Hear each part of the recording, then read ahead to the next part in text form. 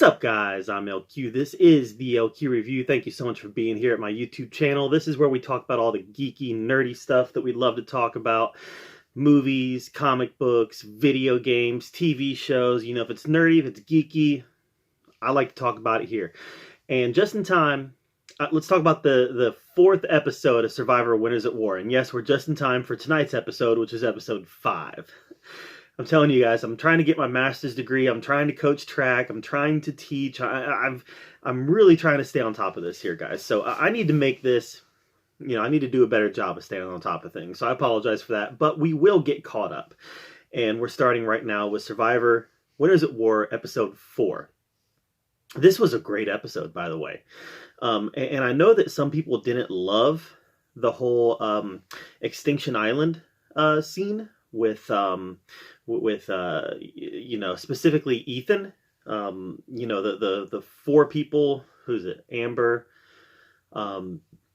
Natalie, Ethan, Danny, with the 4 of them on the edge of extinction, having to do that challenge where they have to make 20 trips up the mountain and 20 trips down with the firewood.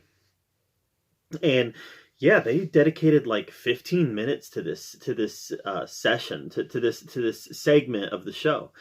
And I know a lot of people didn't love it. I did. I thought that it was really great to see. I mean, this was a personal human moment where we got to see Ethan's tenacity, his perseverance, his character. And we got to see the character of the people who's there on the island with him.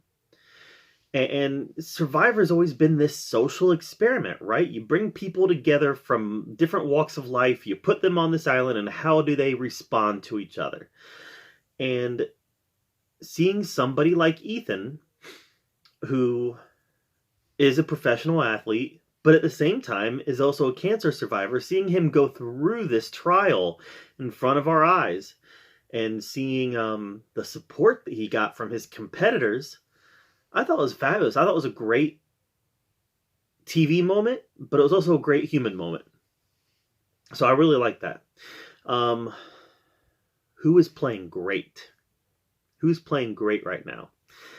Tony is playing great. Tony has completely changed his game. And we know, he won Cagayan. And then he came back in Game Changers and got voted out really early. I think he was the second one voted out in Game Changers, if I remember correctly. But in Game Changers, he leaned into the craziness that is Tony. And he went out running around, being crazy and whatnot, and they voted his butt out. Now, he has changed his game.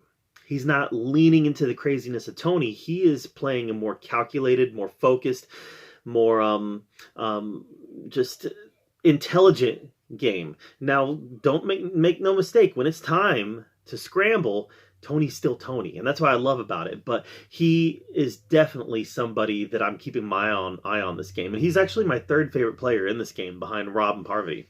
I really love Tony, and I hope that he goes far, and I think he's going to, because he's playing really well. Who else is playing well? Yul. Yul said something at the beginning of this episode. The happy times are just as important as those war times. And that shows a lot of survivor awareness to me. That whole idea that he is actually paying attention to those moments that people aren't really thinking of as gameplay. To Yul, it is gameplay. And I love that. And I love that Yul is looking at those moments and saying, these are important also. And again, it shows a certain amount of situational awareness that Yul has that a lot of the other players don't. So, Yul is somebody that I think is going to make it real far in this game. But we're dealing with winners. And if winners really, if the winners playing this game catch on to just how aware and how smart Yul is, he might be short for this game. But for now, I'm saying Yul's going to make it far. I gotta say, guys, Boston Rob's playing a good game. I don't think he's going to make it far. I think his days are really numbered. And he's my favorite player in this game. But he's playing a good game. The target has been on his back since day 1. And here we are, 25% of the way through the game, and he's still alive. Will he make it to 50%? I don't know. Probably not. But here we are, a quarter way through the game, and him and Parvati are both still alive. So he's playing a good game. He's playing a game that reminds me a little more of his All-Stars game than his Redemption Island game. And that's in the sense that he is willing to cause trouble. He's willing to cause some chaos. In All-Stars, he was all about that chaos, right? Redemption Island, he was anti-chaos. He was, everybody, my soldiers line up. We're all going to stay in Cult Rob, and nobody's going to defect. And it worked because they worshipped him. He's playing with players now that don't worship him. So he's kind of going back to that All-Stars mentality. We're causing chaos, lying about Adam just to get the target off of his back. I think that it is closer to his gameplay in All-Stars than it is to Heroes versus Villains. Heroes versus Villains, it was more of a headbutting match between him and Russell. Where in Winners at War, he's definitely trying to shake things up. Strictly for the idea of getting the target off of their backs, of him and Parvati's backs. So Rob's playing really good. So is Jeremy. Jeremy's playing a really slick game. And I think Michelle might be also. I don't like Michelle at all. I don't even think Michelle should have been on this season. But she might be playing a smarter game than we think. So that's something we got to just kind of wait and see how it plays out. I don't like Adam at all. Don't like Adam at all. He can't get off that island soon enough. Don't like you. I didn't like him the first time he played. He was a whiner. He cried way too much. And I realized that his mom was in a bad situation and his mom died. I got to think about crying. I'm sorry. So, at the end of the episode, Tyson went. And I think Tyson went because the Queen said so. The Queen said that that's how it would be. Sandra gets her way again, and Tyson leaves the island. Even though Tony was apprehensive about that move because Tyson was a meat shield for him. A meat shield. Sandra wanted Tyson gone, so Tyson's gone. I don't know that she's going to be able to play that way much longer. She's got a lot of eyes on her.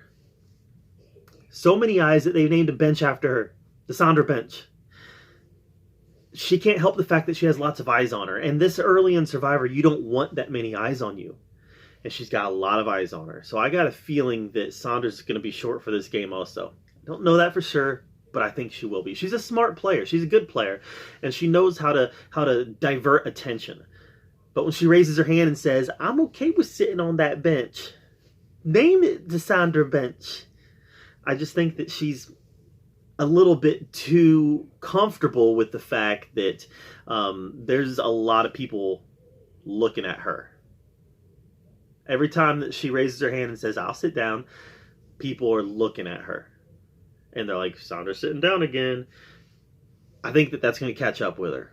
We'll see. But, yep, Tyson's out. Tyson's down, but not out. He still has a chance to get back in the game, and I think that right now the only person standing in his way is Natalie. So I don't think Ethan's beating him. I don't think Amber's beating him. I don't think Danny's beating him, but Natalie's